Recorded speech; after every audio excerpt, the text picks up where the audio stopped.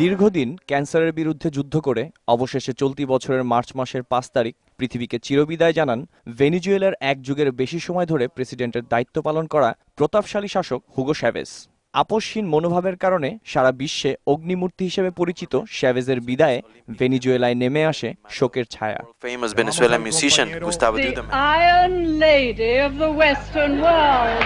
এপ্রিলের ৮ তারিখ প্রয়াত হন লৌহমানবী খ্যাত যুক্তরাজ্যের প্রথম নারী প্রধানমন্ত্রী মার্গারেট হিল্ডা থ্যাচার।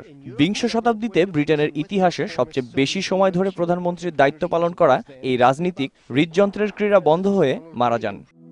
সবকিছুরই যেমন একটি ইতিহাস থাকে। ভারতীয় বাংলা চলচ্চিত্রের বহুল আলোচিত পরিচালক ঋতুপর্ণ ঘোষ গেল ৩০শে মে অসংখ্য ভক্ত অনুরাগীকে কাঁদিয়ে চলে যান না ফেরার দেশে। সত্যজিৎ রায়ের অনুরাগী ঋতুপর্ণ নতুন ধারার চলচ্চিত্র নির্মাণ করে ২ দশকের কর্মজীবনে পেয়েছেন একাধিক জাতীয় ও আন্তর্জাতিক সম্মাননা। তার অকাল মৃত্যুতে বাঙালি ও আন্তর্জাতিক চলচ্চিত্র অঙ্গন হারায় এক অসাধারণ প্রতিভাবান নির্মাতাকে। অভিনয় জগতের এক অনন্য নাম প্রাণ শ্রীকান্ত। ৫ দশকে বিভিন্ন চলচ্চিত্র অঙ্গনে ৩০০রও বেশি সিনেমায় নিজের অভিনয় দক্ষতা দিয়ে প্রাণ জয় করে নেন ভক্তদের মন। ৯৩ বছর বয়সে জুলাইয়ের ১২ তারিখ বার্ধক্যজনিত কারণে মারা যান তিনি। আর কোনোদিন এ কণ্ঠে শোনা হবে না গান। মনের অজান্তে গুনগুন করে উঠবেন না আধুনিক বাংলা গানের এ কিংবদন্তি। ৬০ বছরের সঙ্গীত সাধনাকালীন সময়ে অজস্র ভাষায় গান গেয়েছেন ৩৫০০-এরও বেশি।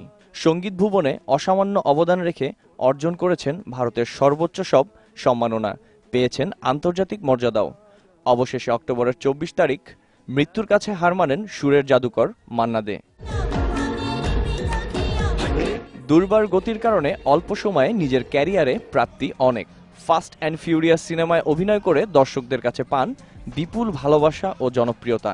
কিন্তু এ গতিই যেন কাল হয়ে দাঁড়ায় পল ওয়াকারের। মাত্র ৪০ বছর বয়সে নভেম্বরের ১১ তারিখ হলিউড থেকে ৩০ মাইল দূরে গাড়ি দুর্ঘটনায় মারা যান তিনি।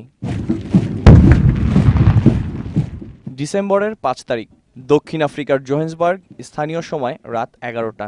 রাতের নিস্তব্ধতার আড়ালে কাউকে বুঝতে না দিয়ে মৃত্যুকে আলিঙ্গন করেন বিংশ শতাব্দীর সর্বশ্রেষ্ঠ সন্তান নেলসন ম্যান্ডেলা।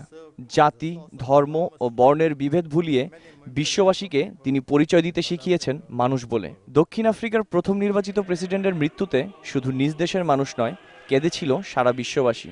মাদিবা ছিলেন সবার, থাকবেন চিরকাল।